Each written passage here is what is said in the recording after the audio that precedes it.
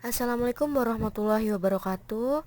Kami dari kelompok 5 akan mempresentasikan tentang hasil review jurnal kami dengan mata kuliah yaitu Analisis Farmasi.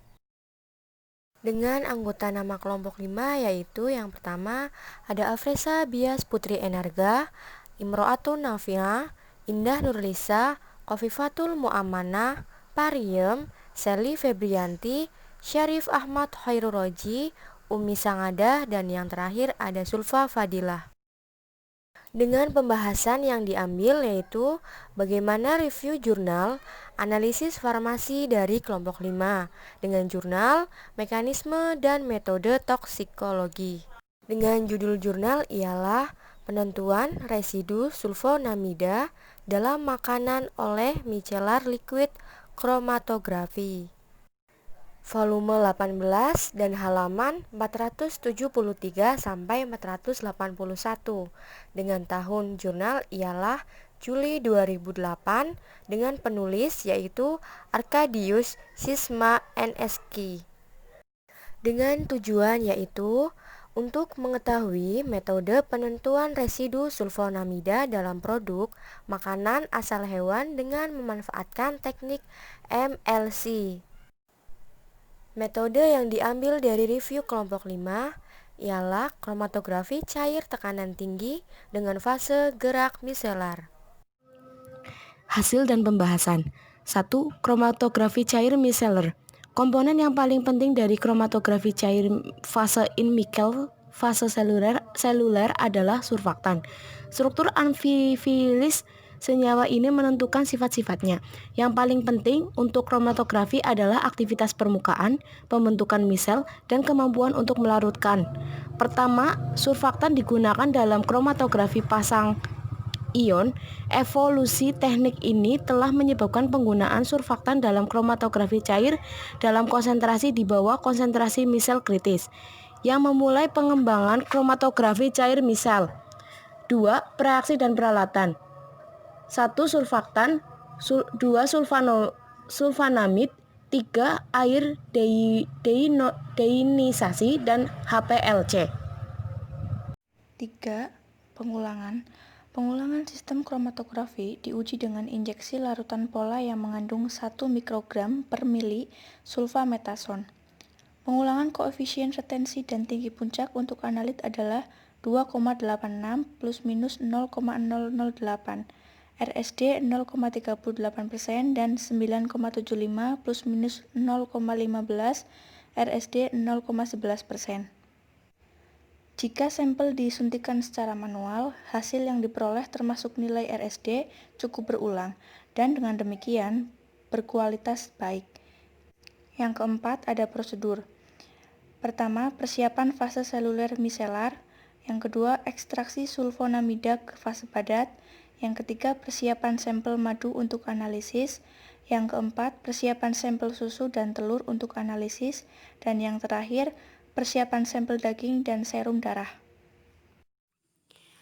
Pada tahap pertama, perilaku sulfonamid dalam MLC diperiksa. Pengaruh konsentrasi surfaktan dalam fase gerak, pH fase gerak, konsentrasi dan jenis pengaruh organik, suhu kolom, dan jenis fase diam pada retensi sulfonamid ditentukan. Nah, di situ ada mekanisme sulfonamid retensi dalam MLC. Yang pertama ada analisis sulfonamid dalam madu. Sulfonamid yang paling sering terjadi dalam sediaan yang digunakan dalam pemeliharaan lebah adalah sulfamerazin, sulfatiazole, sulfagunidin, dan sulfadiazine. Senyawa ini ditentukan dalam sampel madu dengan metode yang diusulkan. Penentuan sulfonamid residu dalam produk makanan. Kurva kalibrasi di wilayah linearitas ditandai oleh koefisien korelasi yang tinggi. Batas deteksi sulfonamida yang disebutkan di atas adalah 0,1 mikrogram per gram. Metode ini digunakan untuk menentukan sulfatiazol dan sulfamerazin yang mencapai batas deteksi 0,02 mikrogram per gram. persisi 3,8% dan 2,8% untuk sulfatiazol dan sulfamerazin, masing-masing dalam sampel dengan tambahan sulfonamida dalam jumlah 0,05 mikrogram per gram dan akurasi 2% untuk kedua sulfonamida. Ada pada tabel nomor 2. Gambar 5 menyajikan hasil pemisahan kromatografi yang digunakan untuk penentuan sulfonamid dalam madu dengan injeksi sampel langsung. B. Analisis sulfonamid dalam daging, unggas, dan serum darah sapi.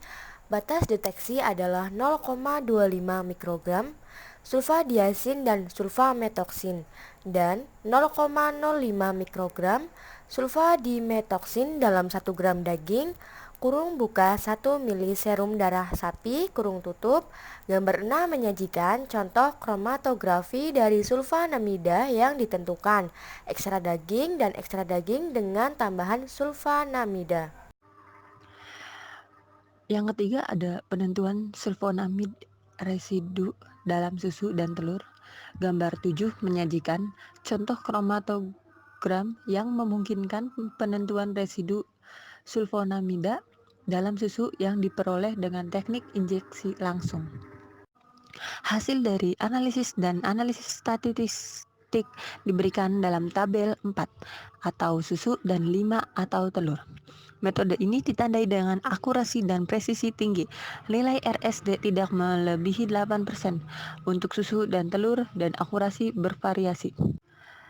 Dan yang kelima ada pemulihan sulfonamida yang dimasukkan ke dalam sambal susu dan telur bervariasi dalam kisaran 92% hingga 105%. Batas deteksi yang dicapai yang dikumpulkan pada tabel 6 tergantung pada metode persiapan sampel awal. Kesimpulan dari review jurnal kelompok 5 ialah metode yang diusulkan cocok untuk penentuan residu sulfonamida dalam produk makanan asal hewan. Mereka mengizinkan analisis keakuratan di bawah tingkat sulfonamid yang diizinkan dalam makanan. Metode yang diusulkan dicirikan oleh presisi tinggi dan akurasi. Penerapan fase gerak miselar memungkinkan injeksi langsung susu, madu, dan cairan fisiologis, dan jika produk yang dipelajari adalah daging atau telur. Metode ini tidak memerlukan eliminasi total protein dan lemak, yang secara substansial menyederhanakan prosedur persiapan sampel dan mempersingkat analisis. Sekian presentasi dari kelompok 5. Bila banyak tutur kata yang kurang berkenan dan kurang mudah dipahami, kami memohon maaf yang sebesar-besarnya. Semoga bermanfaat untuk teman-teman. Jangan menyanyiakan hidupmu untuk menunggu datangnya sayap.